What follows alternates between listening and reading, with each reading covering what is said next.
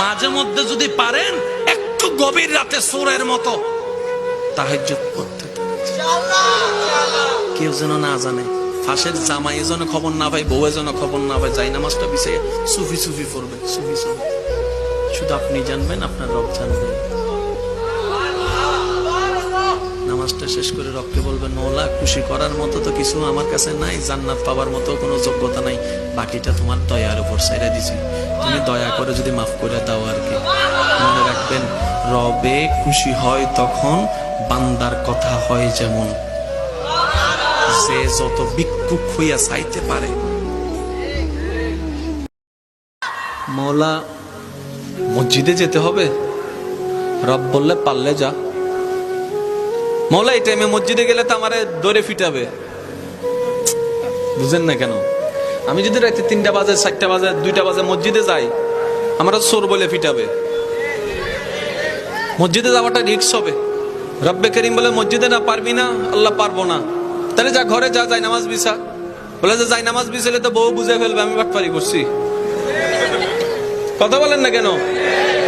মওলা বউ বুঝে ফেলবে, মা বুঝে ফেলবে, নিশ্চয় কোন একটা অঘটন ঘটাইছি, সেজন্য যাই নামাজে বসে কান্না করছি, তাহলে তো ইজ্জত ফানসার। রব্বে করিম বলে মসজিদেও পারবি না, যাই নামাজে পারবি না। মওলা একটু কেমন জানি লাগছে। রব্বে করিম বলে ঠিক আছে, আমি আল্লাহ কতটুক মায়া মহব্বত করি তোকে, তুই তো বুঝতে পারস নি এতদিন, আজকে বুঝার চেষ্টা কর। মসজিদে যাওয়া লাগবে না, যাই নামাজ বিছানো লাগবে না, ওযু করা লাগবে না, তোর যদি এতই প্রবলেম হয় জবানটাও খোলা লাগবে না, মন থেকে তুই একবার আমাকে ডাক দে, একবার ডাক দে, একবার বল রহমান মাফ করে দাও, রহিম মাফ করে দাও। তোর মনের অবস্থা আমি রব্বে করিম শুনে, ইন্নাল্লাহ ইয়াগফিরুয যুনুবা জামিয়া, তোর সারা জীবনের গুনাহকে মাফ করতে রাজি।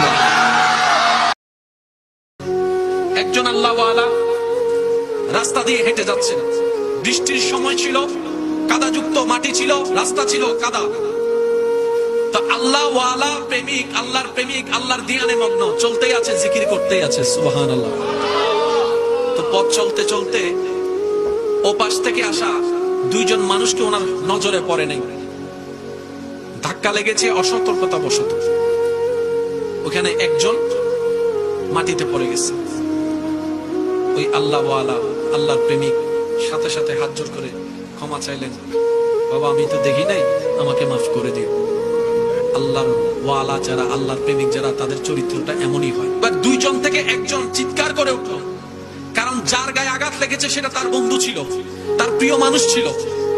তুমি আমার প্রিয় মানুষের গায়ে এইভাবে আঘাত দিলা, তার শরীর কাপড় নষ্ট করে দিলা কাদাযুক্ত মাটি দিয়ে, যা তা ওনাকে অপমান করছে। উনি চুপ করে সহ্য করে মাফ করে দিয়েছেন, সুবহানাল্লাহ।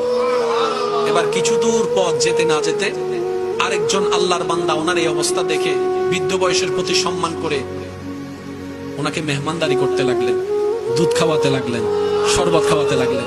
এবার সে আল্লাহ ওয়ালা হাত তুলে বলে, মওলা কিছুক্ষণ আগে মায়েরও খাওয়াইলা, এখন আবার দুধও খাওয়াচ্ছ।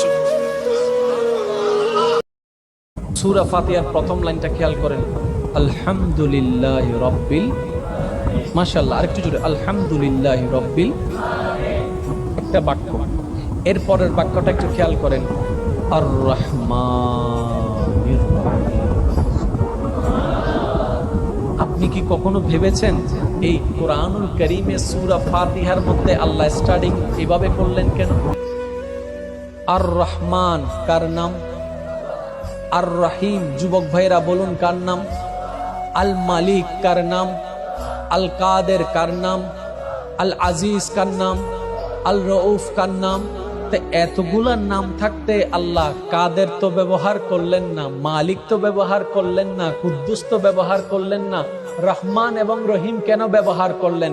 রব্বে করিম কোরআনের শুরুতে ফাতিহার ভূমিকায় আল্লাহ পাক সমস্ত বান্দাদের মাইন্ডে একটা কথা বসাই দিতে চেয়েছেন, সেটা হচ্ছে, ও আমার বান্দারা, তোমাদের জীবনটা হবে গুনার উপরে, তোমাদের ডানে গুনাহ, বামে গুনাহ, সামনে গুনাহ, পিছনে গুনাহ। এমন একটি সময় আসবে তোমরা গুনার সাগরে ডুবতে থাকবা, কিন্তু তোমরা নিরাশ হয়ো না। আনার রহমান ফিদ দুনিয়া ওয়া আনার রহিম ফিল আখিরা। তোমাদের দুনিয়াতে দয়া করার জন্য আমি রহমান আছি, আর হাসরের ময়দানে মাফ করার জন্য আমি রহিম আছি।